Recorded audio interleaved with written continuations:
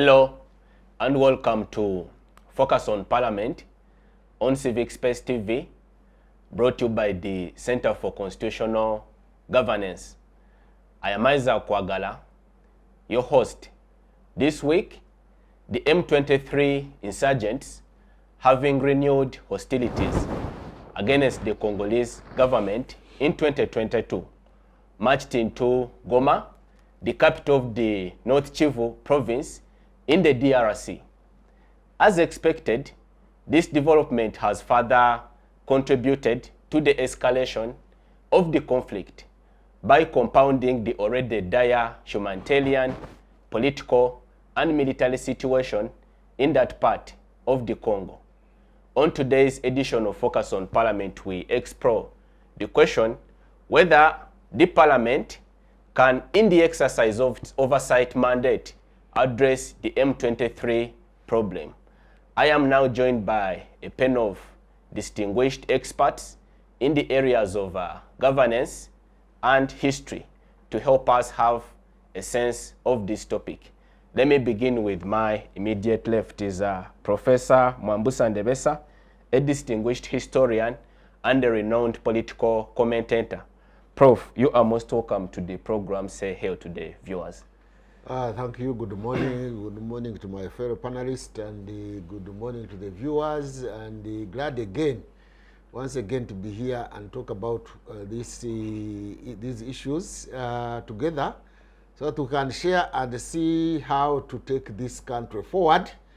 As some analysts put it, politics, international affairs is too important to be a preserve of only the government. So even us as civil society activists, intellectuals, should have space to debate and discuss on these issues because they touch all of us. Thank you, Professor. It's a pleasure to always have you. Thank you. Next to Professor is Dr. Tolit Charles Ayita, who is an expert in the area of governance and security. Dr. Tolit is also the Associate Director of the Center for Constitutional Governance, where he is also a researcher. Doctor, it's a pleasure to have you on the program. Say hello to the viewers. Thank you very much, Isaac, for hosting us this morning again.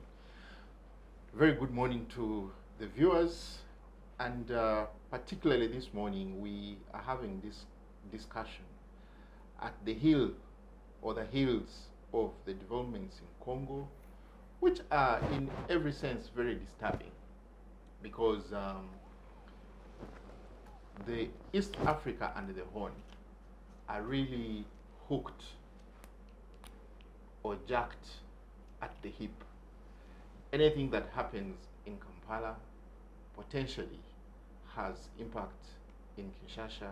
Anything that happens in Kinshasa has impact in Kigali, and as well as Nairobi or even Addis. So it's really one embryo cord that holds us, and therefore I think we need to be very, very concerned about what is going on in Goma. It's a pleasure to have you, Doctor. We are looking forward to listen to your insights on this very complex affair.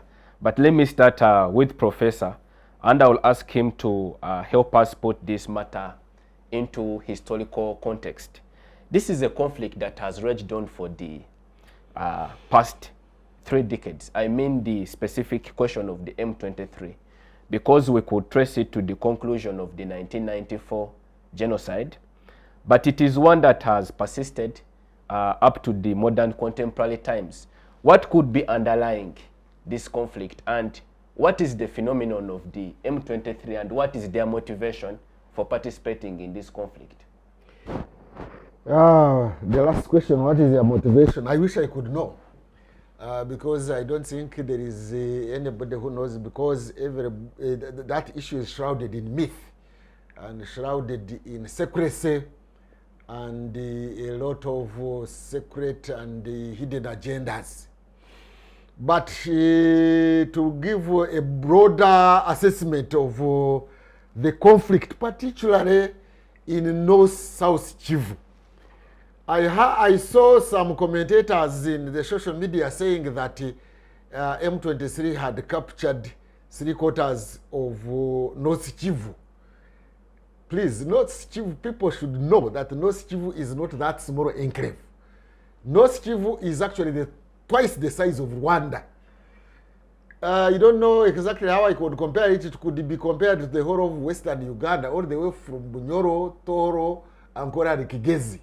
You have got this North Kivu province part of the Beni area. This one around Kasese and Rubero. It's bigger than that one. So why is there that persistent conflict around those Goma area in the regions of Rushuru, Nyiragongo, Masisi, and there is another area I have just forgotten. Why? First of all, the Congolese government, the Kinshasa government, since Mobutu days, and before Mobutu days actually, during the Mobutu times, has been a weak state. And a weak state attracts such a conflicts within and without. And even as we talk now, there are other areas in Congo which might not be peaceful, having conflicts, violence here and there. But now the fundamental question is, why is it that the one which has persisted, concentrated, remained all the time almost, is around that North-South Kivu? We should have to answer that question. One of the reasons given by the belligerents, especially those who are fighting the Kinshasa government, the M23, is that their rights are violated. The citizenship rights that they have been violated, and two, that they have been killed in that area. Number three, I think they have a problem of the land question. And maybe number four, they are demanding for certain political rights. Those are the stated objectives. But analysts think that there are other unstated objectives. That this group of M23 harbors the idea of seceding from Congo and either becomes an independent state like we have Eritrea, which seceded from Ethiopia, or South Sudan that seceded from North Sudan. That they have that feeling. But let me take this opportunity to also clear some air where people think that the people who are currently fighting the M23 and have taken over Goma, that they are Banyamulenge. No. Banyamulenge are an ethnic Banyarwanda group who speak Chinyarwanda, but in South Kivu. Actually beyond Bukavu, or around Bukavu and Uvira. So they are historically native to the Congo, what you would call the present Congo state. The Mulenge Mountains are in South Kivu. So the Banyamulenge are named after Mulenge Mountains. And these are ethnic Banyarwanda Tutsi inhabiting those Mulenge Mountains in South Kivu, not in North Kivu. And there is a misconception. I had even the video of Nyerere saying that when the colonialists came, the Berlin Colonial Conference and the Germans came, they truncated Rwanda kingdom, and some parts of Rwanda kingdom were remained in Congo. I think that is misleading. The Banyamulenge were in Congo before the Berlin Colonial Conference. That is true. But they were not part of the Rwanda state kingdom. They had actually shifted there some time back, running away from the Rwanda kingdom dynasty of Banyinginya. By then it was called Nduga, I think something like that. While it was expanding, that group of Banyinginya was expanding against the communities around and kingdoms around, because there were other kingdoms in Rwanda. There is the kingdom of Bugesera.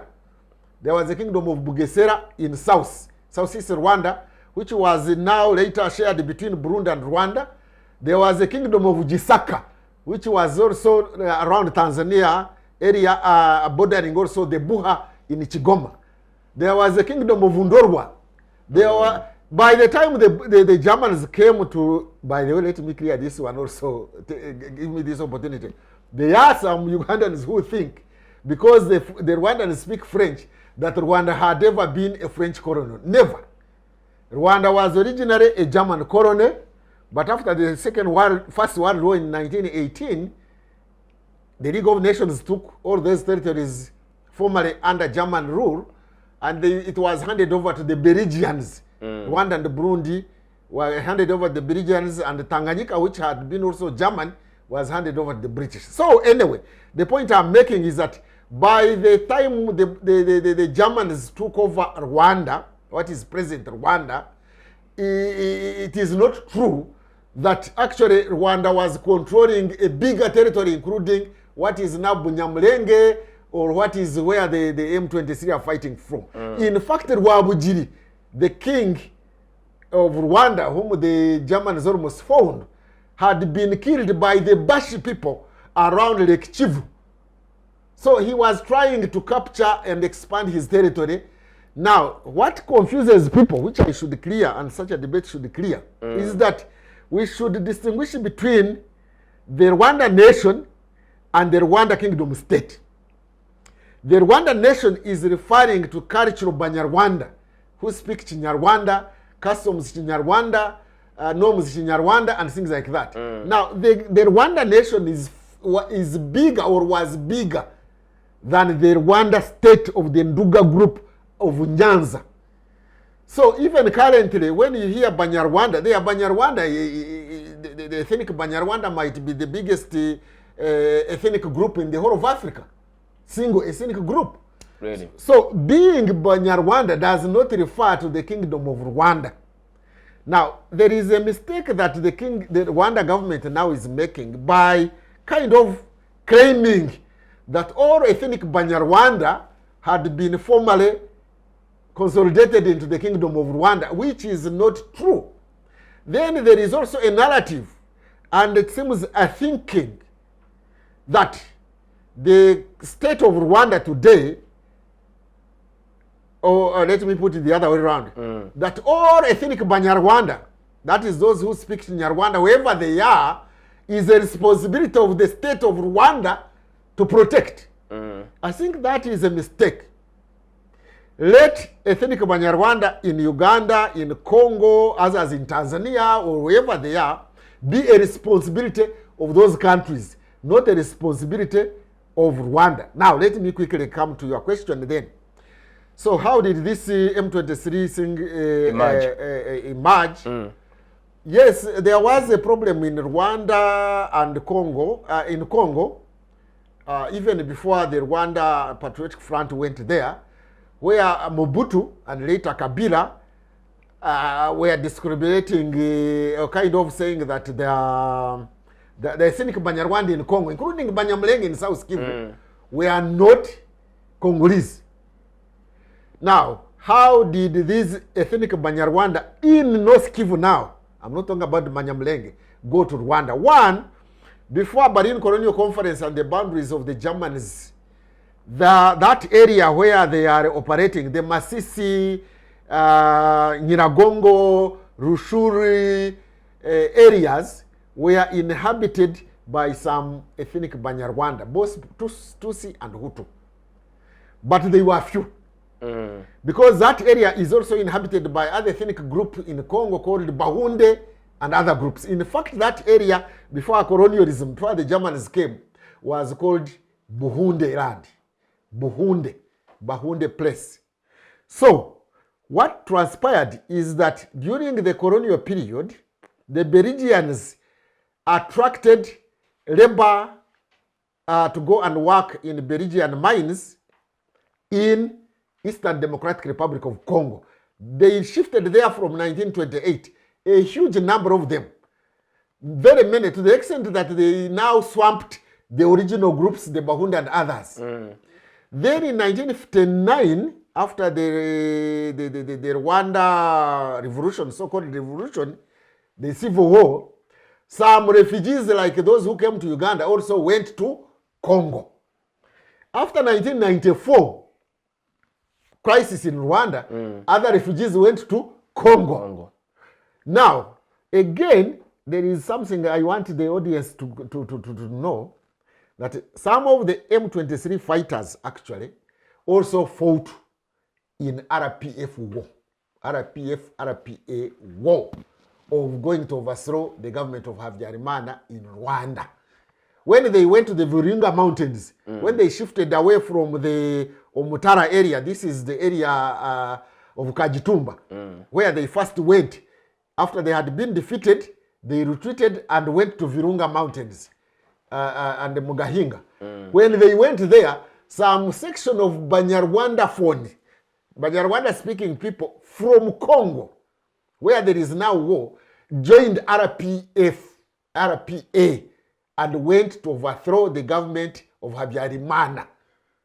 That's why now you cannot easily distinguish whether the people fighting are RPA or they are not RPA, because some of them were actually, they fought during that war on behalf of RPA. Now, there are very many questions that we can raise here, but I have said it elsewhere, and let me say it here also. I think the M23 harbors the ideas that since NRA, which was also composed of some Banyarwanda phones, these Kagames, since it won a war here, it assisted the winning of the war here, and ushered in the NRA in power, and they went and defeated Habyarimana, and they started whatever they have in Rwanda. And again, they went and defeated Mobutu. They attempted also to defeat Kabila, but they couldn't manage. They could replicate this experience and also win. So although, I must make it clear here, although there is a legitimate concern of M23 group, the Tutsi there, who are fighting the Kinshasa government, that they have their citizenship rights clearly, the land question clear, their political questions clear, although those are legitimate concerns, I think, this is my opinion, which is subject to debate, I think they harbor the idea of secession. They want to secede like Eritrea did, like South Sudan did, and either become an independent state or affiliate their state to Rwanda, or even possibly Uganda. We do not know which ideas they have. Otherwise, I want the commentators and the analysts to explain why, although there are weaknesses of the government of Kinshasa in Congo, and although there are other conflicts, sometimes violent in Congo, including Ituri region, but why has this one of North-South Kivu persisted? So the other factors, other than those I have mentioned before, include minerals, the struggle for the control and utilization of the minerals that are found in that area. And those minerals are looked at by forces outside that region, outside Africa. The Chinese are there, the Russians are there, some Europeans are there, maybe Americans are there. That is one. But also neighboring states, Uganda, Rwanda, and Burundi have designs there. They have interests there in that region. And that complicates the matter. So finally, why does Kinshasa always suspect Rwanda and maybe Uganda, now I'm told Kenya, that they are not assisting it, and why the East African Community initiative did not work? I think, first of all, Kisekedi doesn't, and Kinshasa doesn't understand clearly the dynamics, the ethnic dynamics and wrangles that in that region. But also, too, I think the East African neighbors of Congo are not helping Congo to resolve its problems. They have got entangled in it. They are looking for alliances there. Burundi has a legitimate right because some rebels of Burundi are in that area. Rwanda has rebels against Rwanda in that area. Uganda has rebels in Congo. But at the same time, they are not helping Kinshasa to address the problem because, I don't know, because these are suspicions. I think Kinshasa suspects that these neighboring countries might also harboring the idea of having that area secede from Congo. Now, unless and until the mediator like Ruto visits and talks to each of these people, all these actors, Uganda, Rwanda, Burundi, even Tanzania, some other countries, and Kisekedi, and then M23, to find out the hidden agendas. There are hidden agendas that are not brought on the surface. And I suspect one of them, as an analyst, is the desire of the M23 group, that wonderful group, to secede from Congo. There is a political science term, he's a political scientist, possibly he knows better than I do, called irredentism. Irredentism is the desire of people, not necessarily nationalism, it is related to nationalism, people of a certain cultural nationality, identity, to desire to go and join their fellow nationality group. So I think the Banyarwanda phone, especially the Tutsi, because they are also Hutu there, in that place of Masisi, Nyiragongo, Rushuri, and another one I have forgotten the name, they have the desire to be associated with the state of Rwanda. And that one must also be put on the table and discussed and resolved, as much as the citizenship question should be resolved, as much as the land question should be resolved, as much as the security situation in that area should be resolved. Professor, I want you to qualify your last point before I ask our doctor to weigh in. One of the self-stated objectives of the M23, like you correctly point out, is to promote the citizenship rights of the Rwandan community in that part of the DRC. But then it appears that it is only a single group of the general Rwandan community that is pushing for that change and recognition. Why is that so?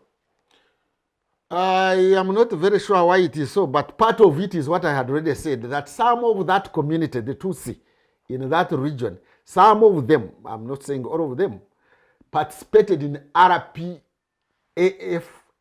war to capture Kigali. They probably are looking at a situation where they would be with their comrades in Kigali. Because let them, if they are listening and they can listen to this, that group should not think that that place is a preserve of that ethnic group, of ethnic Banyarwanda.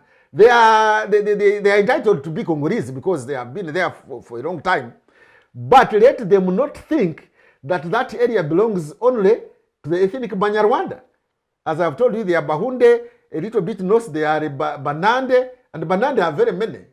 These people of Kasese, they are relatives of they are cousins of the Bakonzo. It is even said that they are about 5 million. By the way, the whole of North Kivu, those who thought that the whole of North Kivu had been 3/4 captured, North Kivu is said to be around 9 million people, inhabitants in North Kivu province.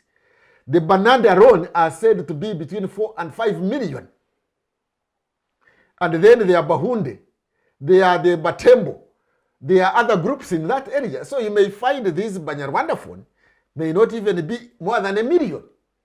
And how could they now claim the whole of North Kivu for themselves and create a Banyarwanda-led state in that area when they are even a minority in the place? They cannot possibly succeed. So why they are sticking out, I think, are those trans-boundary ethnic associations that you have Banyarwanda in Rwanda, Banyarwanda in Uganda, Banyarwanda in Congo, Banyarwanda in South Kivu, and that complicates the whole notion of the Banyarwanda nation and the Banyarwanda state. The Banyarwanda or Rwanda state is in what is present Rwanda. The Banyarwanda nation is scattered around, and there might be a desire for the Banyarwanda speaking people, the Banyarwanda nation, to create a nation. Can I give an illustration of the Kurdish people? You see, the Kurdish people who are a problem, there is a Kurdish question in the Middle East. The Kurds are a nation, but they are scattered between Turkey, Syria, Iran, and Iraq. And they are struggling to create a nation for themselves. It is similar to the Banyarwanda phone group, including now the Banyamulenge, even in South Kivu. By the way, I've heard a video, I've seen a video even where people in Uvira, this is a town across Burundi, Bujumbura, on Lake Tanganyika in Congo, also demonstrating against M23. So it is not true that the whole of that region wants to fight Kinshasa. There are those who are pro-Kinshasa, and that complicates matters. But they are more complex than even I have explained. Thank you, Professor, for that historical background. Doctor, let us now interrogate the question of our country's involvement in that conflict. Historically, and recently, I should say, in 96 and 98, Uganda and Rwanda have been deeply involved in a series of conflicts in the Congo. Recently, I think as early as the early 2000s, we have been subjected to legal sanctions by the International Court of Justice to award restitution or compensation to the Congolese government on account of our intervention, military intervention in that area. But also, charges have persisted against both Uganda and our unfriendly friend and neighbor, Rwanda, arising out of our complicity, even in the now current conflict involving the M23. So the question I want to ask is that, do we stand to benefit or lose out of this conflict? Or both. Or both. In any case. Okay, Isaac, that is quite interesting. And you know, I was particularly consumed by the good professor and how he explored this history. And when you listen to this history and the way he posits responses to some of what could be the current challenges or questions arising out of this conflict we are seeing, you really begin to think and want to conclude that apparently the colonial question is not yet an answered question. And probably that is where you would want to look at it from. I think we have hashed up many things.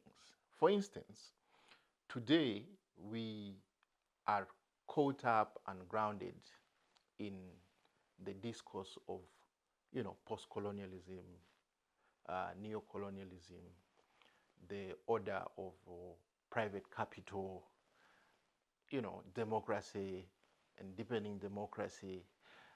And then you tend to ask yourself, is this the debate we should be having at the moment? Because we seem to have unanswered questions. Because in my own take, and of course I really agree with the historical narrative of the Banyamulenge or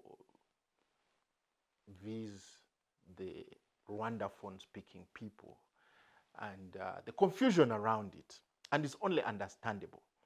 And that confusion, by the way, is probably what has delayed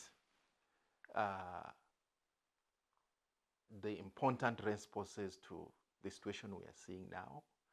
That confusion is probably, and that confusion not only on the part of the ordinary citizen or the audience that we are speaking to, but even in terms, even in terms of our leaders. Actually, I've just learned from the professor and also confirmed my own thoughts that I have always thought that not even the government in Kinshasa understands what is going on in the Kivus. What he termed as the dynamics. Yes, because complex dynamics. There are three things that stand out. One, in terms of timings, there is what you'd call the colonial transformation of the Congo society, or its configuration, and that is the coming of the Belgians, the involvement of the Belgians at a later date, as we tended towards the nation states. There was especially after Vienna, there were also the Germans. Much later, there's the French. I have interestingly learned also, I always thought and always asked myself, when did the French get involved with France? And I didn't ever seem to, to get the with Rwanda and the Congo problem? Not only the problem, just the French and Rwanda, because there isn't any account of the French in Rwanda during the colonial period time. So you see, all this heralds a lot of things that we don't seem to have a keen following of. So past this colonial period, there is also then what you call the Rwanda migrations or migrations.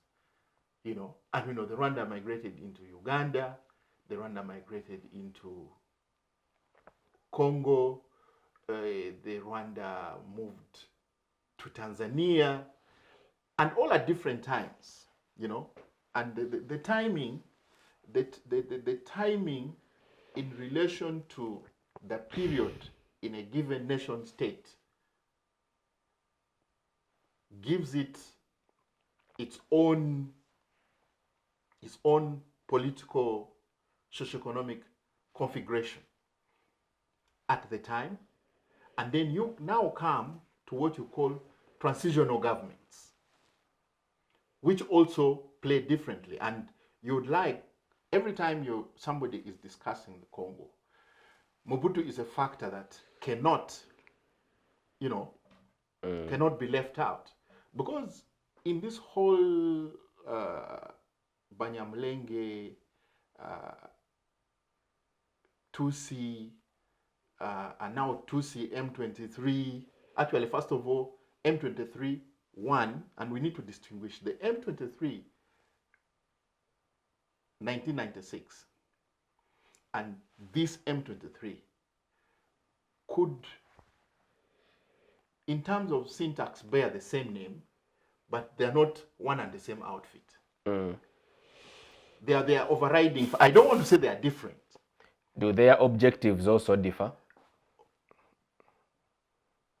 Depending on what variables you want to subject it to.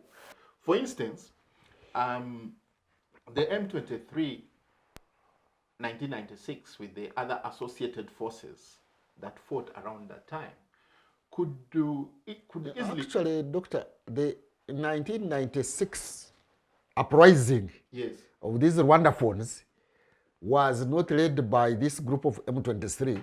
It was led by the Banyamulenge. Absolutely, that's what I'm trying to say. By the people in South Kivu, the ones who overthrew Mobutu. So, however, the point I'm trying to make, that the challenge to us and the impact of this current Congo crisis poses, one, a big challenge in terms of those who are trying to solve this problem do not understand it, do not have a full comprehension of what it is. So like they say, you cannot give what you don't have, So whether it's the East Africa community, whether it is our parliaments here, they are having challenges in comprehending. So the first step would be to first comprehend this situation clearly. We need to see efforts towards that, and that calls. And the only way you can dismantle myth is to go into study. So there is a serious call for research into this matter. Not that there have not been research. There has been research, but there has been research subject of the interest of those who are conducting the research. Yeah, but two, the dynamics continue changing. Absolutely. It is possible that originally these uprisings were, the cause of the uprisings was denial of their rights. But with time, you may find the cause and the goals are now different. The goal might now have gone to cessation, when originally the cause was rights. Yeah. So, like Troy was saying, because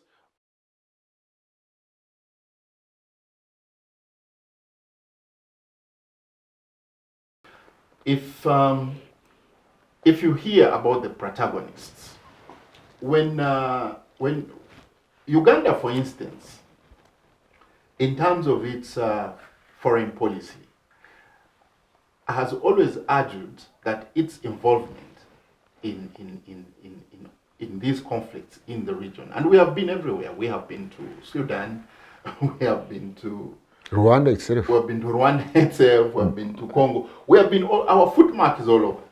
And I find the argument we make for our being there not very convincing, because we always fall back to the NRA 10-point program, and we keep citing that particular issue of Pan-Africanism.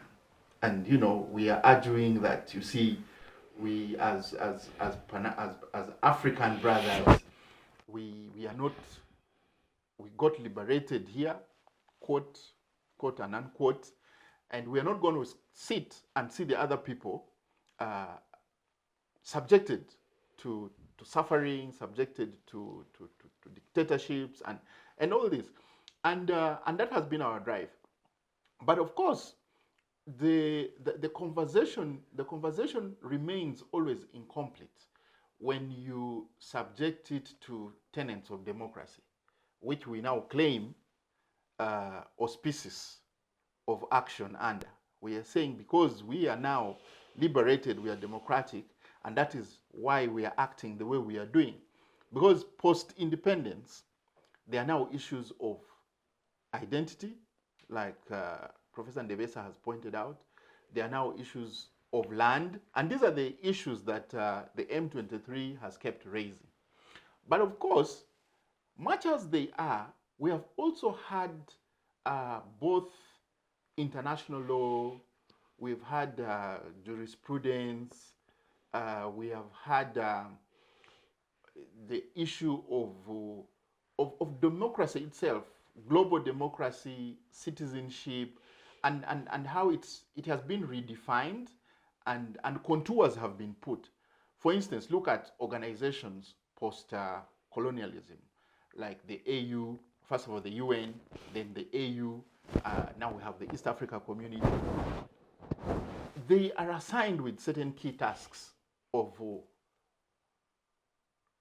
holding to democracy, sustaining it, and deepening it. And one of them is that all these states now agree, for instance, that one way to democracy should be, if there should be change of governments, it should be peaceful change of governments. Now, if you look at other states post, say, World War II, and I am going this far to try and show that we have had instances of violence before. Because if you see the violence, you see the fighting and violence and the crisis, which climaxes in 1945 with the Second World War. The emergence, the emerging of the UN and other global organizations came out of the reason and affirmation that we did not want to go back to a period that is seen today as a dark period, a period of barbarism, a period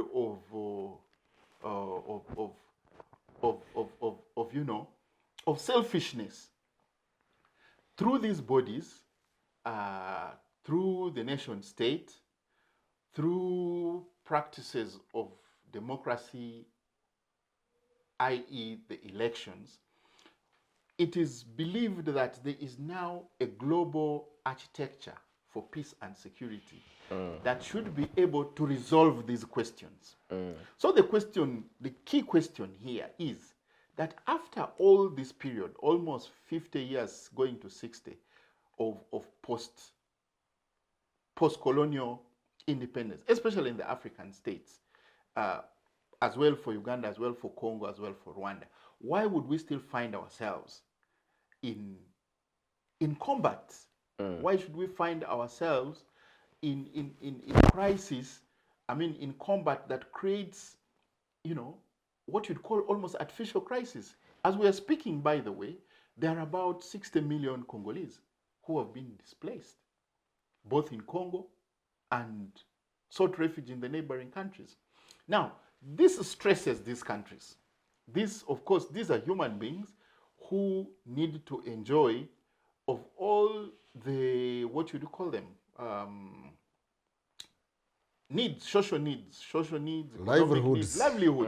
So this puts pressure on these governments. So if there is any other reason other than the Pan-Africanism we are talking about, if say the Ugandan government is concerned about its citizens, then it should be involved in these conflicts in a manner that it should try as much as possible to ensure that where there are unresolved democratic questions, particularly now that we are even part of the East African community, we are actually part of our president is renowned as one of the do they call it, because it was founded before, so what do we call it now? The revival of the East African community. Of course, the East African community has its own challenges. But at least the fact that it is there and the way it exists, we should be able to develop an architecture for peace and security in the region. And the indictment is that once we see what is happening in the Congo, we know there are there are pockets of insurgencies in Burundi. We know, by the way, that even after the Rwanda genocide of 1994, the question of the same questions of citizenship and democracy and political contestations has not been resolved even in Rwanda itself, because there are Rwanda insurgents in the Congo, and this is part of the reason Rwanda keeps saying they are not going to sit in Kigali. Doctor, further scrutinizing the involvement and alleged complicity of Uganda in the Congo crisis, recently the Rwandan president, Paul Kagame, while presiding over a press conference, made very interesting comments. He said that the current wave of the M23 rebellion emerged from Uganda. What do you read into those remarks? Well, I don't want to take myself to try and read too much into us, because it's a statement of fact. He made it, and that means there is a basis for it. And for me, I think that the best place to investigate that matter, or to give it the importance that it takes, or to show that we actually have a functioning state, would have been Parliament raising that matter. Because, that is a serious statement. But I don't know, maybe you are aware. Has that statement been discussed in our Parliament? Not at all. All we have is just an update from the State Minister for Foreign Affairs yesterday, giving assurances to the Ugandan citizens that all is well. Yeah, so it tells you how our foreign policy is managed. It tells you how our both internal security and defense matters are handled, and probably shows you the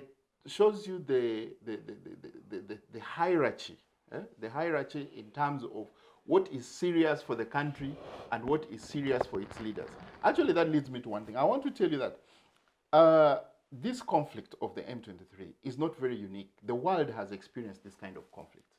We have seen, the professor just talked about the Kurds. The same question of determination was, we saw it in Indonesia with this island group. The name skips my mind. It's the same question with the Palestinians today. We saw it with the Irish in Great Britain. South Sudan. We've seen it in South Sudan.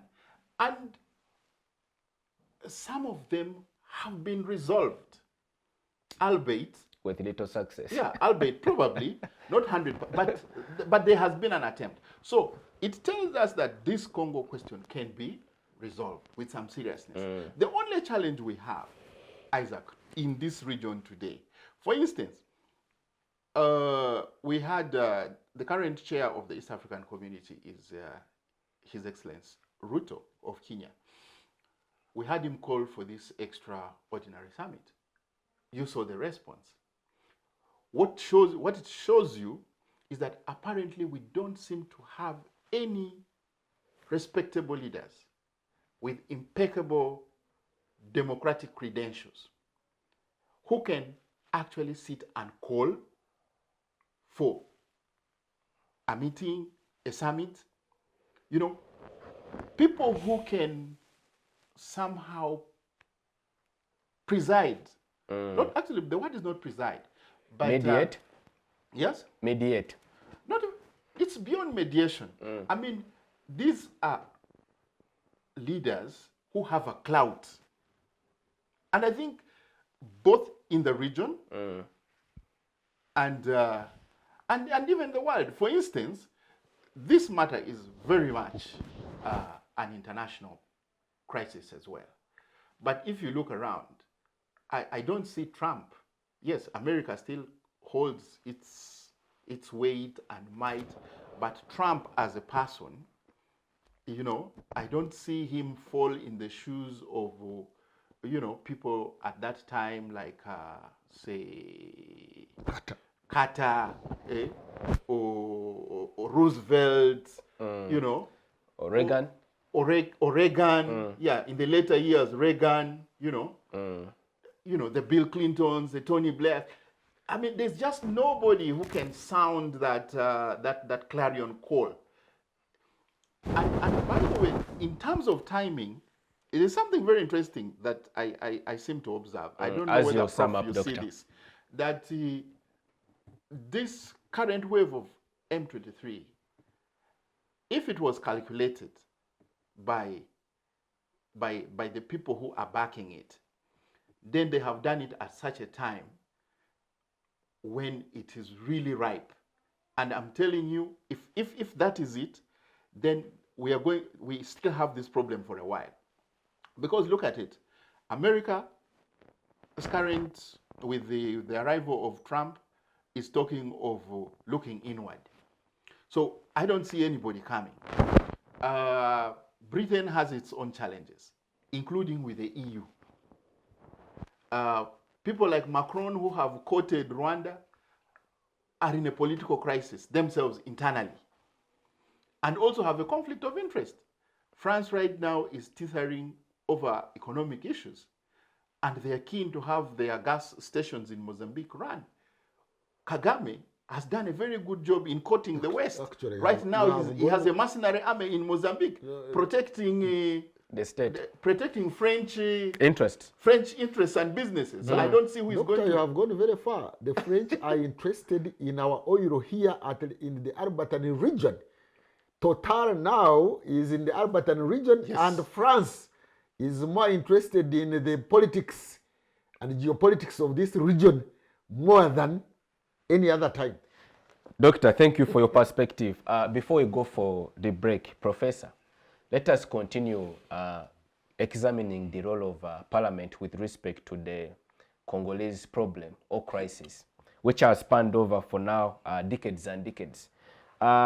In the aftermath of the 1998 incursion into the Congo and subsequently 2002 by the Ugandan security forces, there was an uproar by the parliament that it never sanctioned that foray into the Congolese territory. And of course, as we all recognize, there has been a legal award against the Ugandan government by the ICJ to pay war reparations to the Congolese state.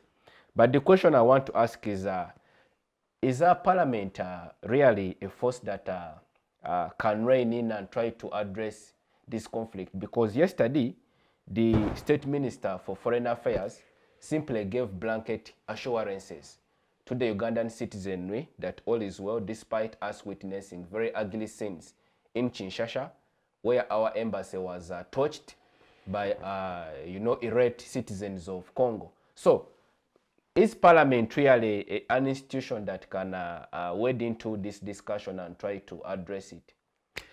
To put it, to a little bit paraphrase your question, does our parliament, first of all, does our parliament have the mandate to raise that issue?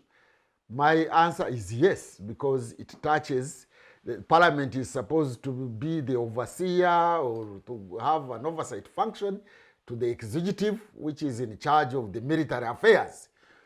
And the issues which happened outside Uganda in our foreign relations should be also overseen by our parliament.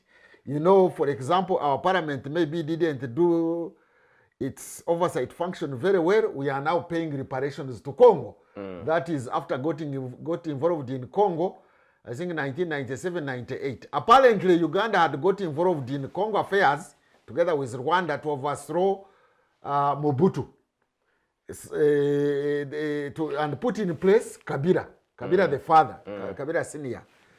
Then, again, when after Kabila Senior had got assassinated and there was Kabila Junior, Uganda and Rwanda again went back to go and overthrow Kabila Junior. For reasons we don't know. But on your question, yes, I think Parliament should oversee our relations with foreigners.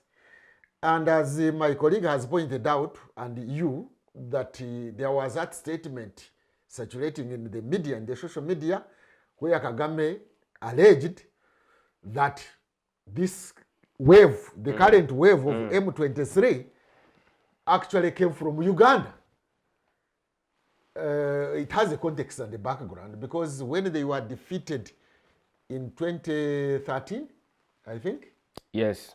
When they were defeated 12-13. By a combined force of Tanzania and South Africa, they came to Uganda. We saw, it was on the media, it was in the news, on TV, with the RPGs, Musururu Moja, they were lining up coming to Uganda. We don't know whether they were disarmed, what happened to them. Or rather rehabilitated. The last time I checked, there was an interview by those people. They were speaking better Uganda than I can speak, and he can speak. Those M23 people. Yes, they were staying here. They have stayed here for a long time. I would be surprised if they didn't have properties here in Kampala. I would be surprised. I think they are always here. Apparently, if I can say this intervention force, there was this intervention force which went there. The East African intervention East Africa, no, yes.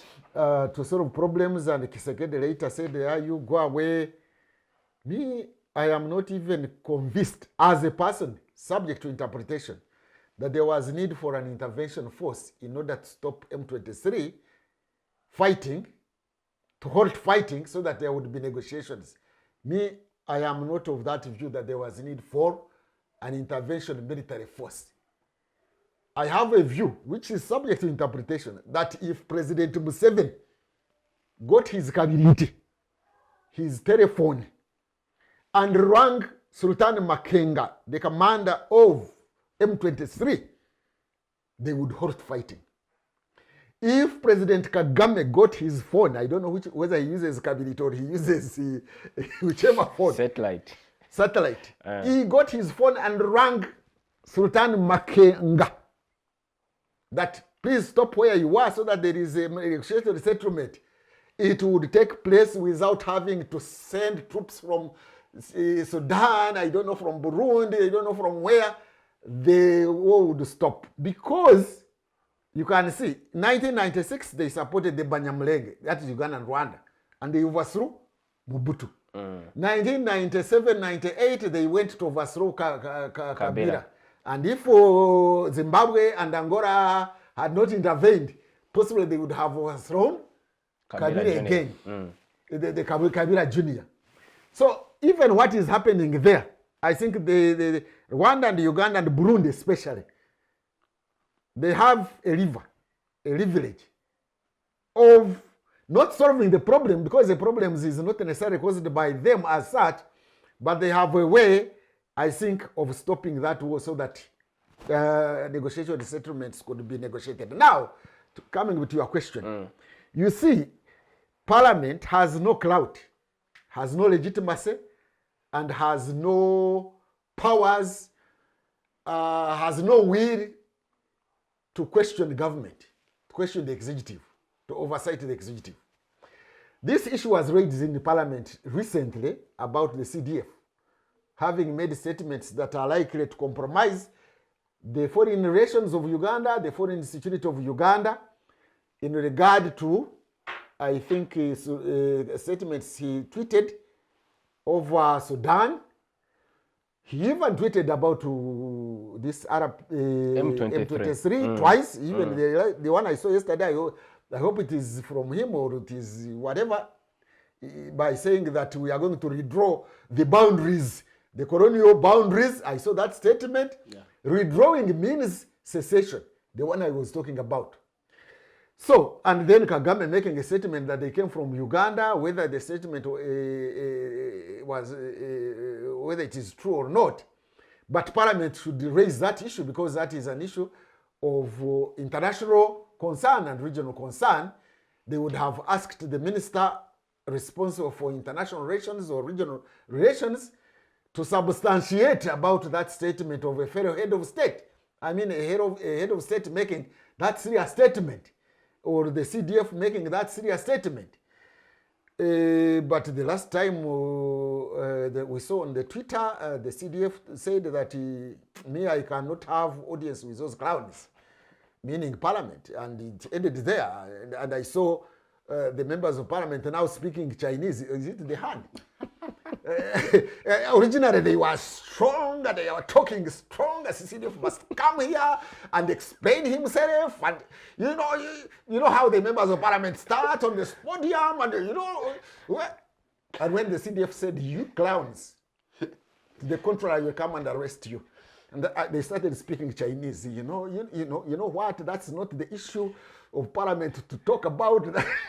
Thank you, Professor, for your your insights. Our Parliament. Focus on Parliament takes a short break. Do stay with us. We'll see you back shortly.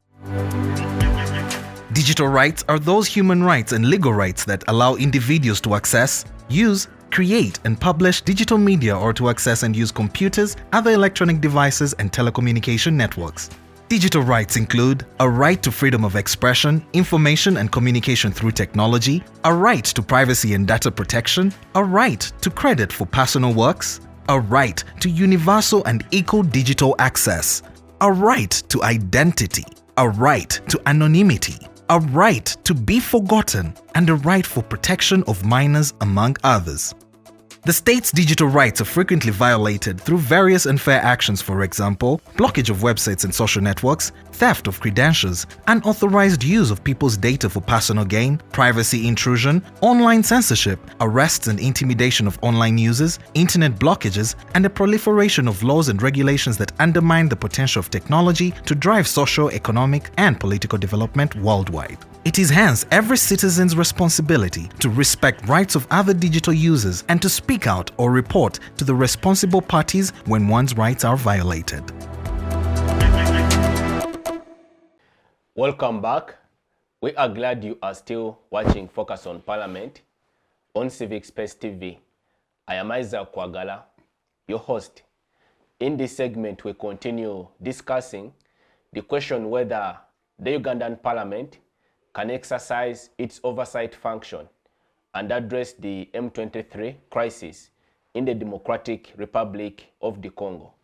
Doctor, let us now revisit the series of the many proposed peace initiatives or interventions by a variety of actors regarding the Congo problem. We've had the Rwanda process. There is that peace initiative presided over by the president of Angola. Then recently we have the Nairobi process, where the former head of state of Kenya, Uhuru Kenyatta, is the focal person, but broadly under the auspices of the Kenyan state. It is now emerging that the Congolese president, Mr. Shekedi, has declined participation, especially in the process sanctioned by the East African community, the Nairobi process. Does this speak to the insincerity of the actors involved in mediating the conflict, or it speaks to a lack of capacity? What is the actual problem? No, that's an interesting question in relation to this crisis. But I would rather like to further problematize that same question, because you raise an issue of capacity, you raise the issue of probably lack of trust, given the pullout of or the non-interest or seriousness of President Tshisekedi. And I think there are three ways of looking at this in problematizing this problem. One is that mediations or peace mediations or conflict mediations or peace talks, you know, we cannot go into all the definitions, but one thing is that in terms of the international approach, both theory and practice has shown that they need to take a certain pattern. One of the very first things is that they should be what you'd call a state of balance of power. What that means in very simple terms is that the protagonists have put all their might into the fight and have reached a point where they seem to see that they cannot be a clear winner or victor. So there is the question of militarism, you know, the question of the military, the might in the military, the thinking in the military, and all that needs to be dealt with. Then there is the other element that can also bring about balance of power, and this is what Professor Ndebesa has just been speaking about. The influencers, they are actors, they are invisible actors. In all conflicts, they are invisible actors. And sometimes these actors actually hold a lot of sway, hold a lot of power. And in a conflict like this one in the Congo, one question that needs to be seriously interrogated, actually about and stems to about 3 or 4 questions. One is, who are these militants? Who are they? What is their profile? The professor actually has just given us the name of the commander of M23. So it is important to know who is Makanga. What is Makanga's history? Who controls Makanga? Who can control or not control? Who can call Makanga? Who has Makanga's telephone line? What is Makanga's orientation? What is his schooling? Is he of the school? Is he of the Mussolini school of militarism? Eh? Is he, you know, all these are factors. We know in the Congo that there is more than a fighting group. For instance, we are only talking about M23 because that is the flashpoint. But we also know that we have researchers have profiled up to more than 120 groups fighting in the Congo or the Eastern Congo DR, just that enclave of the Kivu. So you might also want to ask, what is the relationship, if any, between these forces? You know, what is the relationship? And what is the history and inspiration of each group? You know, so before anybody goes to serious talks, and that is why serious mediation or peace building processes start with an involvement of or an inclusion of academia and researchers, because the issues must be framed. So the first text of discussion must originate, you know, from empirical research. And to look for underlying factors. And understand the underlying factors and players. We know, for instance, also that the Congo, the post-colonial, the transitional powers in the Congo have had shifts both in terms of ideology and orientation. And there are many, but I'll tell you just one or two. For instance, Mobutu's political orientation is completely different from what was Kabila 1 and what was Kabila 2. Same has happened to neighbors who probably have influence or are involved in the Congo, Uganda, Rwanda, Burundi. And the economic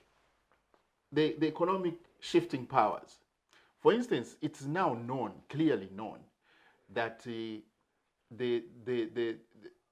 rich minerals of the Congo that has a history tied to the Belgians and their cohorts in Europe then quickly shifted post the Cold War to America. And it was key American companies that were doing mining in the Congo. Apparently, it has again shifted and it's now in the hands of the Chinese. So all these are factors. So the question is that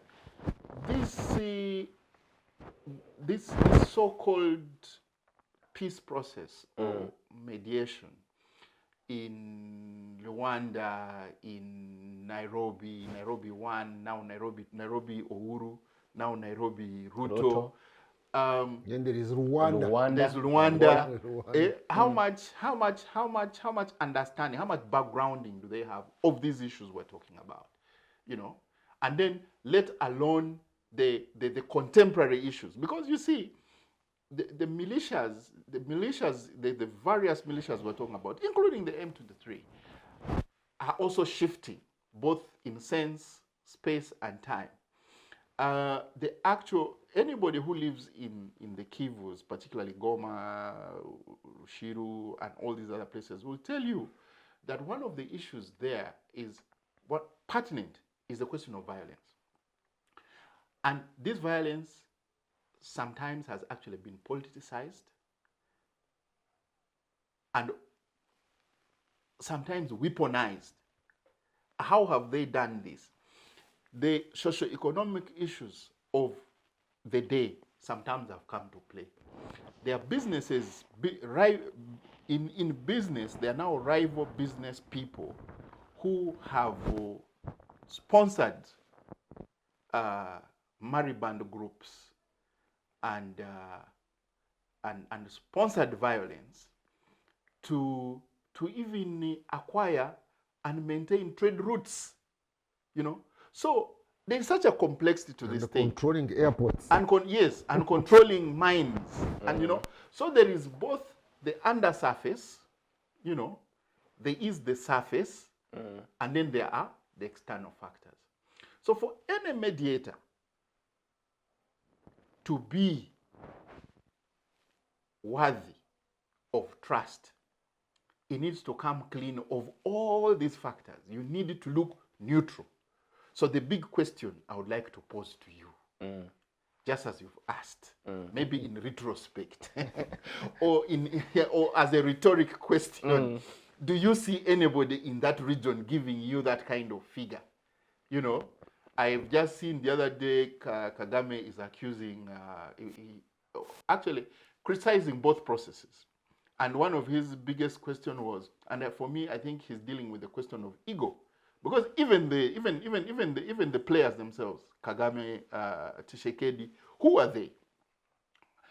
President Kagame he looks like a very emotive person.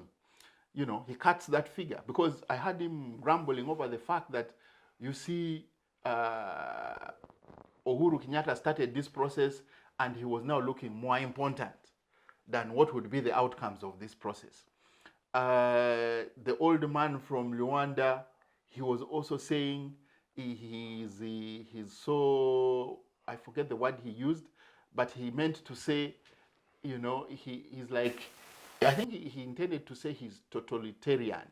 He's the kind of person who wants to have the final word over everything. Now, those do not cut characters. Actually, the latest, of mediators. The latest media is talking about a clash between Kagame and Ramaphosa.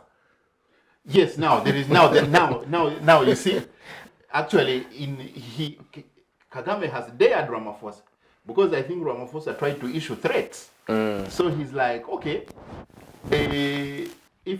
actually he's boasting, because when you read the undertone, he's saying Ramaphosa is issuing threats now, but if these threats is issuing, if they were able to do anything, because I think he cites the fact that South Africa has been there in the Congo. Its troops have been killed there.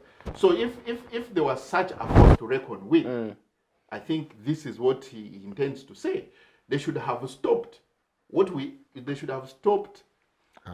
are seeing now. What is happening now should have been stopped then. So probably he's laughing at them and saying, you just... So, there. Isaac, there's an issue of egos here at play. And that is very dangerous, by the way. Very, very, very dangerous. Because, and you know, we shall not fall short of going back to history. For those who have read history, you know what triggered the Second World War.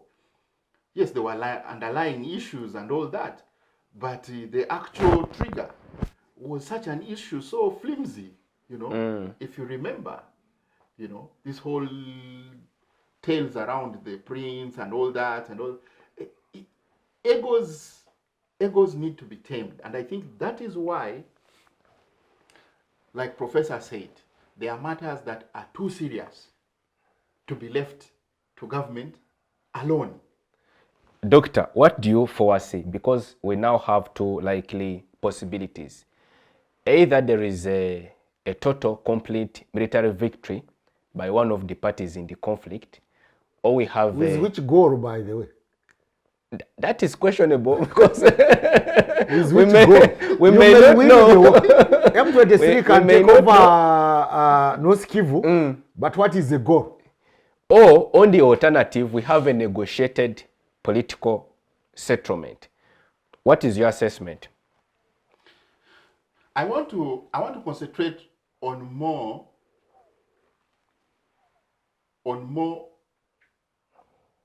around the conditions that should enable or may not enable this you know, what we are anticipating.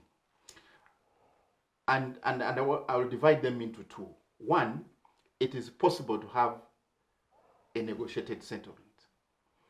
And probably borrowing from Professor's question, with what goal?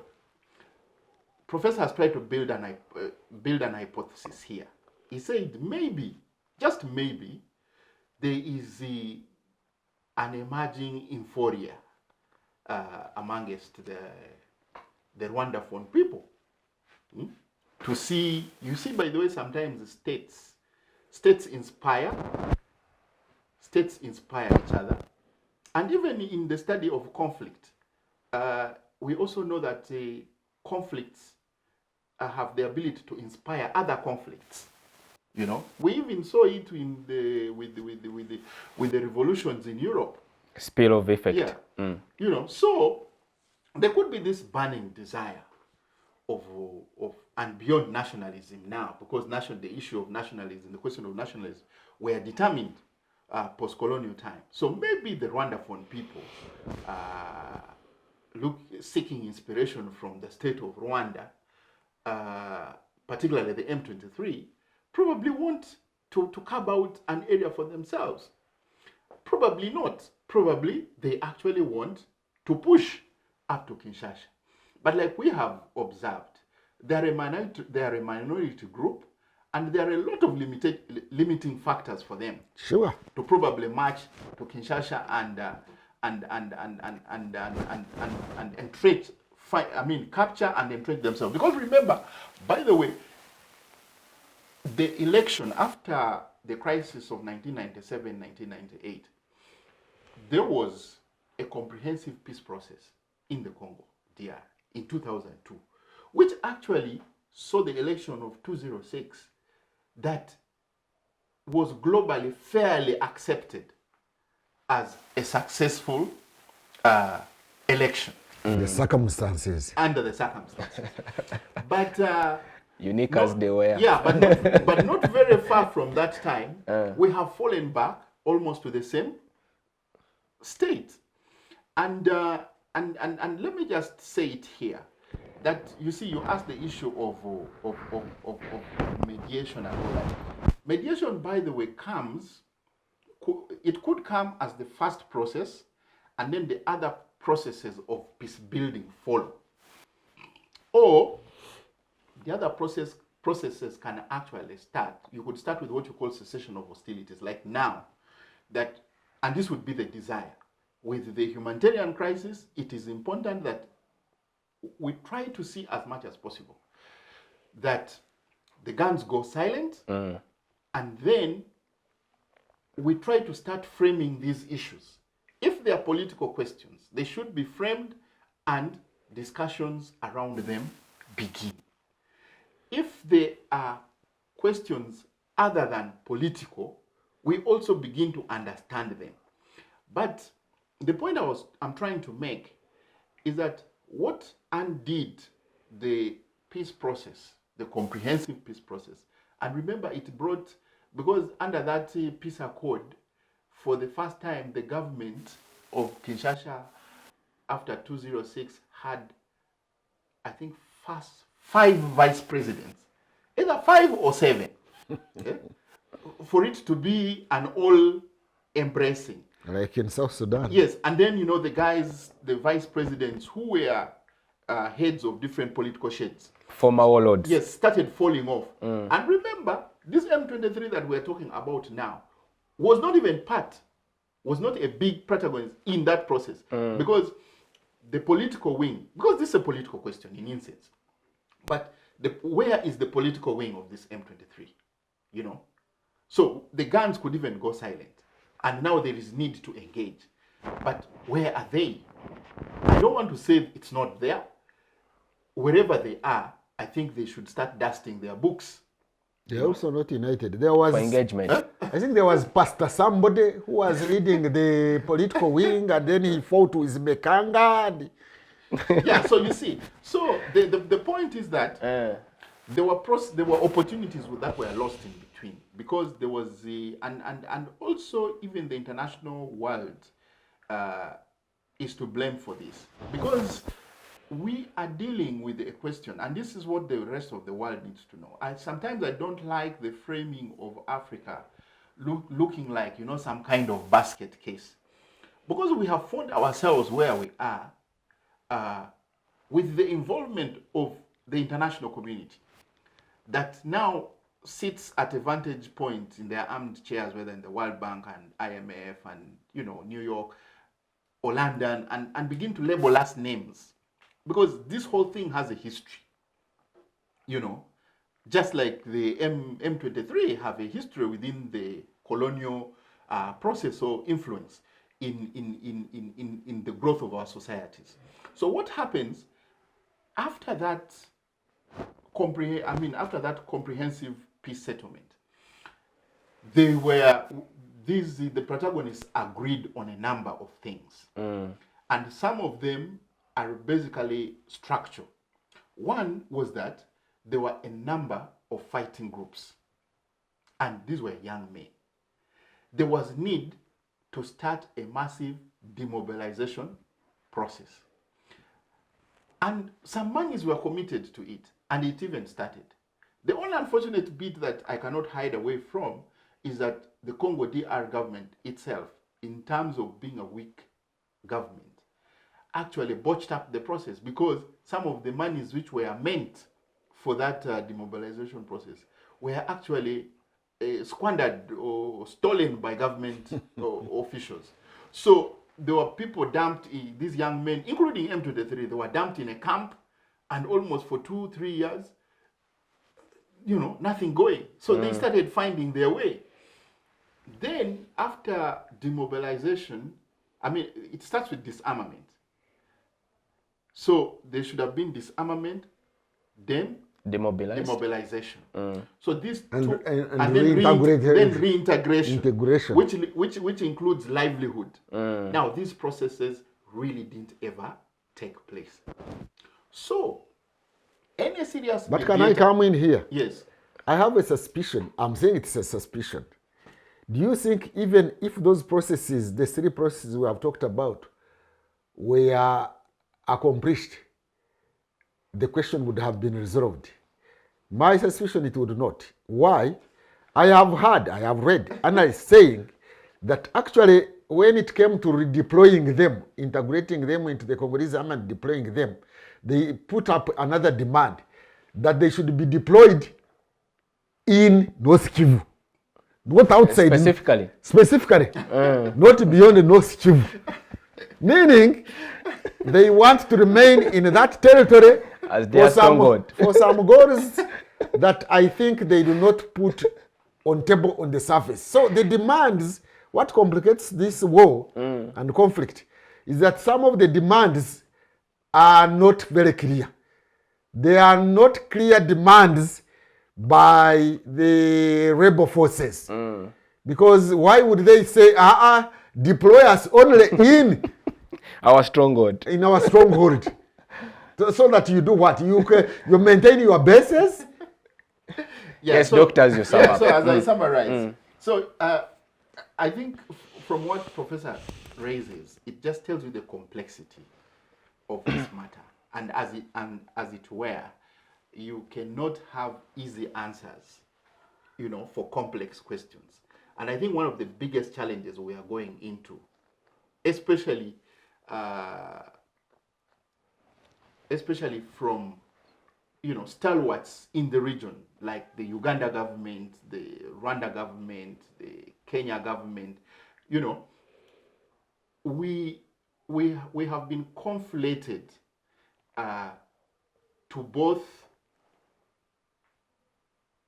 being active members with interest in the conflict, and also at the same time vested interests, but also hold a foot out and try to act an arbiter.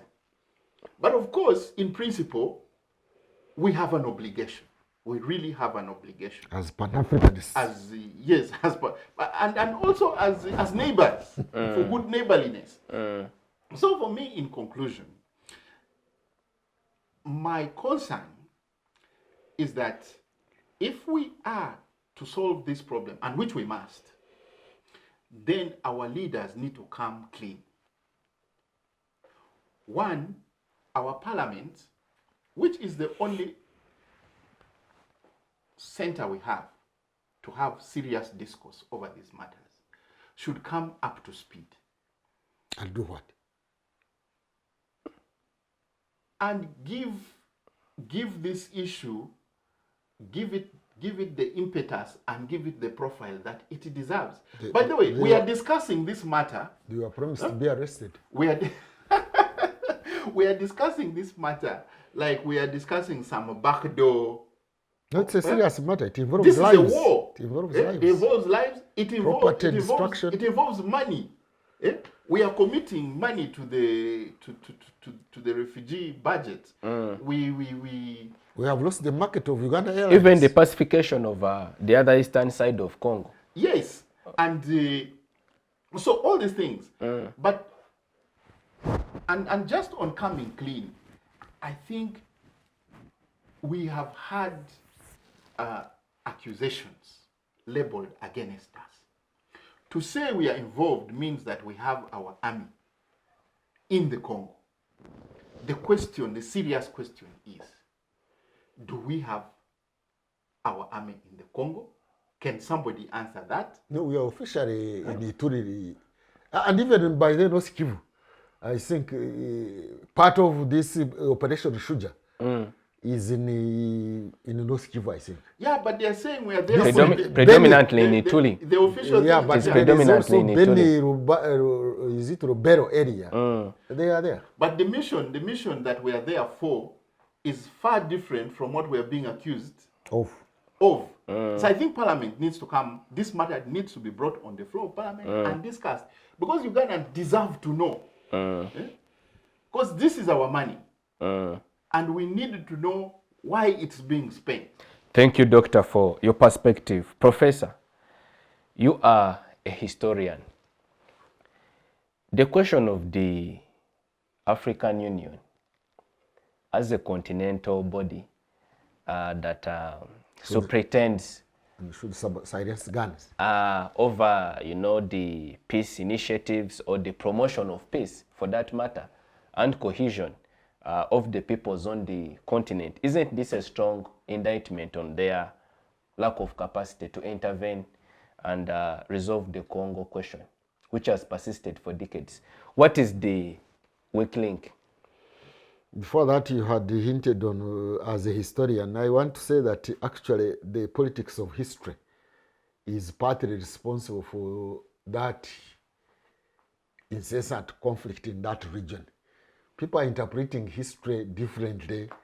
They are abusing history as to when people came there, what was the boundary of the kingdom of Rwanda, when were you here, and then there is this whole notion of ancestral claims by the rebels, but also ancestral factors and claims by the Congolese government in Kinshasa. I think we need to move away from this ancestral question and now look at civic values and principles of a modern state. Because the United Nations, which is an international organization with international law, I think insists that we should have the boundaries that we had at independence. The AU, the OAU and now AU, are also recognize the boundaries that were there at independence, and so is this African Community Treaty. Now, this business of this treaty, I have seen that we need to redraw our boundaries, is riding on a dangerous tiger.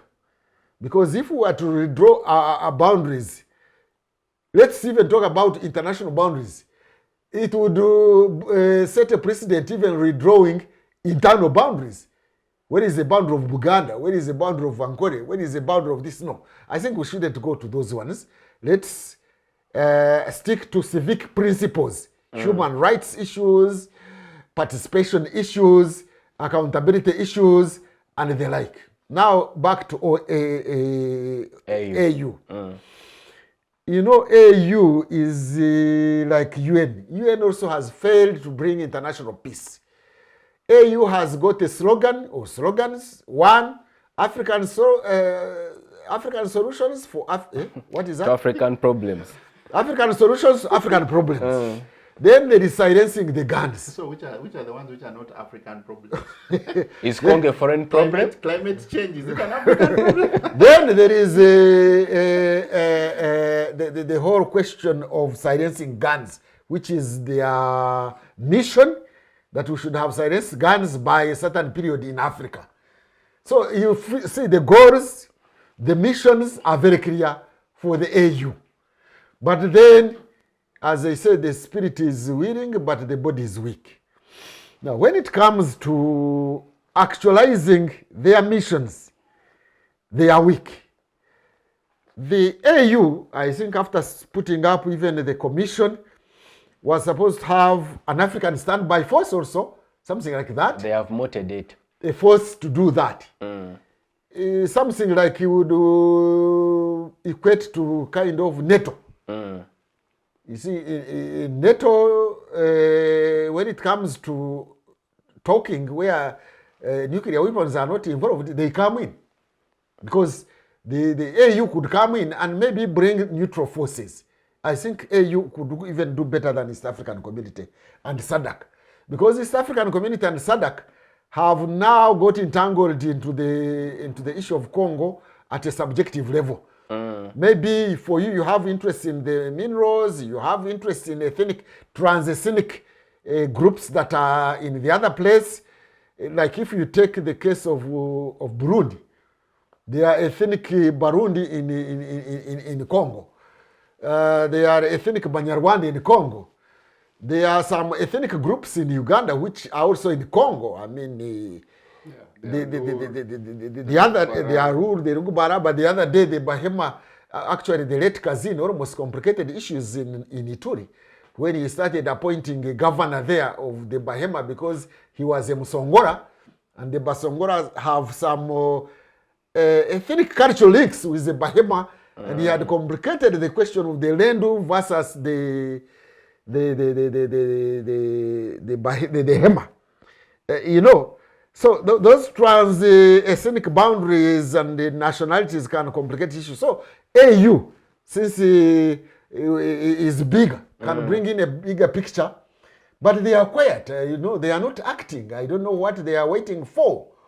Why don't they raise their voices, but not stop at raising voices, but also come in and do the actual mediation, because they know the source of the problem, or they can consult. They can consult us, by the way, one way or the other. We know what is going on there. I have told you how, for example, one factor, not the whole factor, is the politicization of history.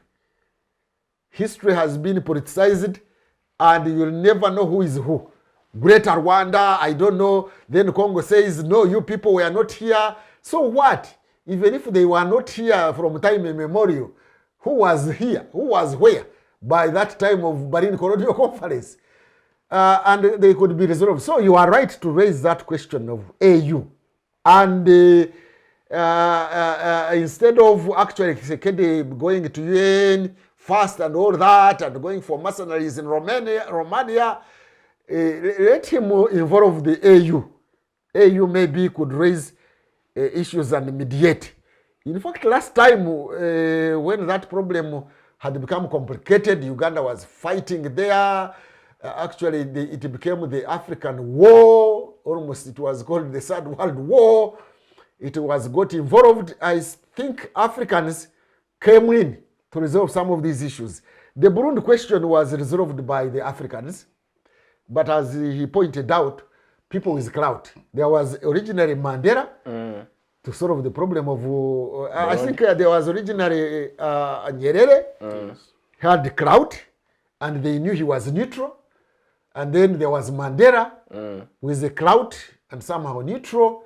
So by the time these Musevenis came in, the other ones had reached a certain level of resolving the problem of Burundi. So similarly, let's have people maybe who are acceptable to both Kisekedi and Kagame and Museveni, who are outside the East African Community region. The East African Community region, everybody is suspecting the other. Even this, there is this new phenomenon of Uganda being a donor to Congo. You know, we are constructing roads in Congo. I have heard rumors, let me use rumors, that Kigali is not comfortable with those roads. Constructing a road from Bunagana to Goma, which is more nearer to Rwanda. And I think Rwanda feels that it has got more legitimacy to be there than Uganda. We could even have Uganda and Rwanda conflicting over the roads. The road going to I don't know. Even these constructing roads, how Congo accepted a third world country also to help them to construct roads, I don't know. And I'm told that road is constructed by Uganda government putting in, is it 40%? Contributing 40%, and then DOT services contributing 60%. A private company, when did a private company begin providing aid also for road construction? So we might complicate many matters. So we would appeal to AU. And especially when you ask who are the directors of DOT. I don't know. I don't know who are the directors of DOT services. That's why AU would bring in I think a more bigger picture. One of the leaders of AU, but in Africa today we don't have a president with a clout who can tell his colleagues to behave. I don't know of any. Maybe you people. Mahama, Ghana? But he has just come in office. For Although he had been there before, I don't think Tunubi could do much. I don't know whether this Cairo man who is also having, since he has his problems, can also make a contribution. How about in the region? How would you rate the Tanzanian president, for example? Madam Suluhu. Suluhu looks to be neutral, but then I don't think she's interested very much in regional affairs. And her country also borders Congo. You know, any country bordering Congo, it could be accused of having some vested interest. So we have a problem of AU that does not have somebody with an international legitimacy, an international name that could also contribute. I don't know which other regional bodies could South now chairman is Museveni. I haven't had him bringing his clout as the chairman of the South of what is that G77. G77. I haven't had him also come in to do some mediation. So there is a challenge there, and the problem of Congo is not a new problem. It was there since 1961. By the way, the listeners and you colleagues, I hope you know that even a whole Secretary General of the United Nations died in Africa in a plane crash in Ndola in Zambia, coming from Congo to solve the problems of Congo. So where are the Africans with their African solutions, and where are the Africans of silencing guns? I think this is an indictment to the African Union, which is failing to resolve. I don't think, by the way, this question of Congo would be a very hard problem to solve. Just a rebel group, that the rebel group can defeat everybody in the region, that the whole East African intervention force could be there, and all of a sudden they leave without any trace, and a whole president, His Excellency Ruto, calls for a meeting. The meeting is not taking place, you know. So are Africans serious, really, that they cannot prevail over the Congo question? We have President Museveni here with his clout in East African community. I have said here before in this show, and I can say it again, and I believe so, that if President Museveni got a telephone call, he doesn't need to send UPDF. He got a telephone call and rang the leadership of M23 that let's go to the negotiating table. They would go. Because if they don't go, the consequences for them would be very nasty. I mean, you can't tell me, and so is Kagame, you can't tell me that M23, where do they get these missiles? Where do they get supplies? Where do they get even food? How would they survive without supplies? Without food, without ammunition, now they have got the ammunition now from the government of Congo, but they have just got them. Before they captured that ammunition, they had the missiles. Some people say even they have drones. Who purchases those drones for them? Who brings those? They must not be even having enough vehicles. Where do they get vehicles from? Let alone even food supplies, uniforms. You know, when NRA came to Kampala, those of you who are listening to me, those who are here during NRA as a rebel group, it was a ragtag army in terms of clothes. Some didn't have shoes, some had torn trousers, some looked miserable, they didn't have capes. But M23 has got better uniforms than the neighboring countries' uniforms armies have. Where do they get uniforms? Where do they get missiles? Where do they get drones? Where do they get? How do they sell their the gold and the coltan and whatever they get outside? How do they get money? How do they sponsor themselves? How do they sustain themselves? I think if we asked those questions and looked for answers for those questions, it would be one way towards getting the answer to the question of Congo. I want to make a statement here, if you can allow me. The political demands of M23, I think, are not clear. Let them make clear their political demands. We know that they have a problem of insecurity, that they are being killed by militia, including Wazalendo, which is a militia associated with Kinshasa government. There is Mai Mai, which is a generic term for militias in that region. I think these other people also, the Bahunde, the Batembo, and others, Banande, they have also to have militia. Is that also hostile to the M23? Even if it is not hostile to M23, they can fight M23. By the way, I want to make some addition or correction to my neighbor here who said that there are 100, it is said there are about 120 fighting forces in Eastern Democratic Republic of Congo. I don't think they are fighting forces. Some are, some are not. Some are defense forces, are community defense forces. Vigilante groups. Vigilante groups to protect the community there. If you are a community in Eastern Democratic Republic of Congo where there is no state, where they are living in what they call Hobbesian state of nature, and you don't have a militia to protect you, you will get annihilated. So some of those groups have not started to fight the government of Kinshasa. No, or to struggle for power.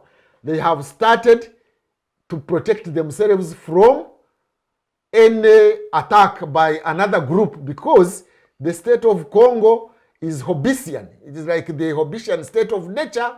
There is the government of Congo is not controlling that area. It has no coercive machinery controlling all the forces. So some of those militia forces, which the East African community people were calling negative forces, I think they have to redefine what they mean by negative forces. If I form a militia to protect my community, when you, East African community, have failed to protect me, and Kinshasa has failed to protect me, why do you call me a negative force? To the contrary, I should be called a positive force, because I am protecting Africans. So, the question of M23 not having clear political demands, political goals, and political demands will keep the war continuing. There is a genuine demand for land, a genuine demand protection against those militias and being killed, a genuine demand for citizenship. Those are genuine demands. But are those the demands they are fighting? Why don't they fight and when they are about to take Goma and Saka and they have surrounded them, then they make a call to AU to intervene, to East African community, to intervene, to the UN, and discuss the political demands? Why do they keep quiet and feel like they want to take over? Now they have taken over government. There are fears that they are going to Bukavu. Others might be going north to capture Chisangani. For what purpose? For what goal? What is their political goal and demand? That one must be made clear and our regional leaders in Kampala, in Kigali, and Bujumbura, by the way, President Ndayishimiye also knows one or two things about what is going on in the Democratic Republic of Congo. And if he is not consulted, he is also capable of confusing them, because he has got guerrillas there, but he has the army there. In fact, he has been having the army there. The president of Burundi, and he is near Rwanda and Congo, and he can control some militias across in Uvira and Bukavu. And so please, AU leaders, global South leaders should sympathize with the people of Congo, local leaders. I've had President Kagame. I think he can get access to such a discussions like ours. I've had President Kagame on media saying, that's a problem of the people of Congo. Let them go and solve it. Yes, I know it is basically the problem of Congo, which has failed to have a functioning state. I think it is General Muntu who gives a very good analogy to say, if your body lacks immunity, all opportunistic diseases will attack. And don't say the problem is the opportunistic diseases. It is your body immunity that is weak. First, strengthen your body immunity. These opportunistic diseases will be defeated, will be dealt with. So these other countries, these other militias, these other mercenaries are taking advantage of opportunistic diseases. However, I think the likes of President Museveni and President Kagame, in the spirit of Pan-Africanism, they should come in proactively, not to say, it is a problem of Congo. Let Kinshasa resolve its problem. It is your people. No, we know that there is influence from Uganda, Rwanda, Burundi in Congo. We know they are allies in Rwanda, Burundi, in Congo of these three states. They are not the cause of the problem. I've told you the cause of the problem is lack of political immunity or security immunity by the government of Congo. But even then, when somebody is sick, you try to resolve the problem. Let me give an analogy. Some of you were historians, maybe in the past. There was a time, there was a problem in the Turkish Empire. In the Turkish Empire, and the Europeans were fighting over, because Turkish Empire was weak. There were many rebels like they are going on in Congo. And one leader, I've forgotten, he said that, first of all, it was described as a sick man of Europe. So Congo is a sick man of the Great Lakes region and may die at our hands. So why do you allow the sick man to die at your hands when he's your brother? Are we our brothers keepers? So how can we help Sekede to address the problem? If we simply say, Sekede, please handle your problem, it is not our problem, it is your army, it is blah, blah, blah. The issue will not be resolved. Let them also prevail upon M23. Address the problems of M23, but also address the problems of Kinshasa. Because Kinshasa has no control over Eastern Congo. But at the same time, these neighbors are simply, I don't know whether they want to kurira mukavuyo, you know that term, whether they want that confusion to continue so that they can also continue having access to the minerals in the region or not. Otherwise, I don't think that the regional leaders could not prevail upon M23, not to stop the war completely, but to hold it, and then put on the table the political demands, the political concerns, which are not about ancestral rights. No, I would advise M23 not to talk about ancestral rights. That is, that this part was Rwanda territory, blah, blah, blah. That Eastern Democratic Republic of Congo, especially the North-South Kivu, has other tribes. And even if that place was controlled by M23 and they established a state like Eritrea has established a state, they will be fought by the Bahunde. The Bahunde are there. They may be keeping quiet, but they are there. They will, we have this saying that the Congolese can eat people. They will make M23 michomo. because they will also acquire arms and start fighting. So the problem needs to be solved amicably. You know, it is a political question also. I am told at some point in the recent past, I don't know under which regime, there were elections in that area when it was possible to hold elections there. Have you read it? The governance. Yeah, there was elections for MPs for Kinshasa in that region. In North Kivu?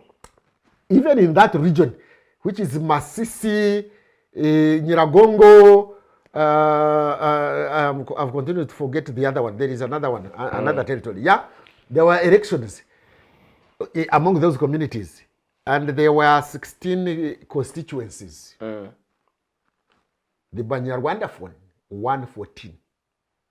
The other ones won only 2. So the other ones became jittery. They said, hey, wait a minute. You mean this region has become ethnic Banyarwanda region, that they are the ones to represent us in Kinshasa? What about us? They quarreled like this issue of Banyoro, the Bafurichi Banyoro question, you know? When Remera won, I don't know whether some of you, LC5 in Muchiga won, LC5 seat in Chibare there, and the Banyoro said, no. And Museveni handled it very well. He realized that if you just said by a popular mandate, Remera had won. But he's a Muchiga in Bunyoro territory. So even if these Banyarwanda win in North-South Kivu, genuinely, elections, what about the Buhunde? That place was called Buhunde before colonialism. Actually, what will happen? If I might, like I was telling you about shifting powers. What is going on in that region at the moment, and maybe stemming from about 2002, 2006, post 2006, especially in the political and business front, is that given the history of successive sense or imaginative of the discrimination upon the Rwandaphone populations, many of them, of course, have also faced political persecution. So many have gone into exile in the diaspora. The emergence of the Rwanda state reconfigured the local politics and even business. So at the moment, the business elite and the landlords, in fact, the question of post, you are actually talking about, they shouldn't be talking about land. And it is interesting because even this land, if the land they are talking about now is interestingly land, is an irony. Because when you speak to the locals are also demanding land. They are saying their land has illegitimately switched. The Bahonde have now become squatters because most of the land has now been bought by the elite business, Rwandese, so to speak. Rwandaphones. Or Rwandaphones. They are not Rwandese nationals. Rwandaphones. They are Congolese. So there has been that power shift. So, and with the politics in the region that has been monetized, just like it is in Uganda, in Kenya, or all these other countries, it is in Congo. So it is not surprising that the situation has now started producing political and business elites who are actually Rwandaphone. Although being minority, they have now taken over the vestiges of political and economic power, especially in the center of Goma. Now, allow me actually to explain that one. It's a very serious one. Yes, as you consider your conclusion. In 1928 and onwards, when the Belgians brought the Banyarwanda from Rwanda now, when many Banyarwanda went to that region as settlers to work in the mining plantations, There was a certain Fane Muhunde chief who sold a big chunk of land. He was a Bahunde chief. He sold a big chunk of land to the Belgians at a small amount, actually. And the Belgians started their plantations. Now, when these Belgians and other Bazungu were living that, when the Rwandaphones came from Rwanda in those 1920s and 30s, so, it is said, you can prove me right or wrong, that those Bazungu married the Tutsi. And when they were leaving, that is the Bazungu leaving the plantations, somehow they left the plantations with their in-laws. These settlers from Rwanda. Now, the other people now, it's now a different time when there is land hunger and all that. They are saying our chief was stupid to say our land, this was our land, and now it is being occupied by these people who migrated from Rwanda, and we would want it back. And then it goes to the political question. And the land question, it becomes very complicated. And the Kinshasa administration does not understand some of these intricacies. But Rwanda and Uganda can help them understand some of these intricacies. You can have a land reform in that area. Of course, the first and foremost, they must solve the citizenship question. Let the Kinshasa government say that all these people of Rwandaphone, of Banyarwanda speaking people, are citizens. Establish it, put it in the constitution, and resolve that one. So that it is not used as an excuse for secession. Because it can be used as an excuse for seceding. Let Congo accept these people as citizens of Congo like any other citizen. Then tackle the land question. But also decentralize in such a manner that you give powers. You give powers to the Banyarwanda speaking people, and you give powers also to the other indigenous people. There will be another tire of war, by the way, if we are not careful. Remember, there are also Bahutu there. There are also Bahutu there whom I'm to. Indigenous Bahutu, not these ones, remnants of the genocide. Not the Interahamwe group. They were Bahutu there because that place was occupied by both Tutsi and Hutu Rwandaphones, who will also rise up at some point and say, no, but if we create a state here, is it going to be a Hutu state? Is it going to be a Tutsi state? Is it going Congolese? To be a Bahunde state, a Batembo state, a Bashi state? You know, there are other communities, Korea. I've told you a short while ago that King Rwabugiri, Omwami Rwabugiri, in 1895, was killed fighting the Bashi people who are in that region also. So that is the general picture we want people to understand, and for which the neighboring states can also come in and but also Kisekedi should also admit. He should admit that he has a problem at his hands, that his state is weak, he is not controlling Congo, it has weakened the immunity.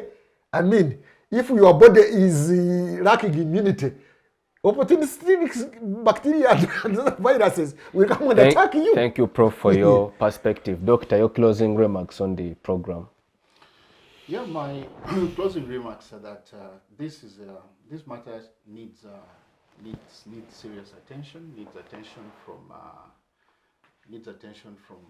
the regional leaders, needs attention from the international leaders, and if it is approached with the seriousness it deserves, it is a situation that can be resolved, because the motivation, first of all, on a very serious note, we need to think about the 6 million refugees or those displaced, internally displaced, who are going through very serious hardships, humanitarian crisis. We're seeing death, there's no water, and so, and my appeal to President Tshisekedi is that this is a matter that he's gotten onto a journey that was already started, and he can complete it. Because, by the way, at some point, the entire Congo was in crisis because the Katanga province was equally facing the challenges and violence that we are now seeing in the Kivu. Ituri region was doing the same. But after the comprehensive peace process of 2002, the guns have gone silent in Katanga. Katanga is politically, socioeconomically growing. The same thing is happening in Ituri, even if it has still some little challenges.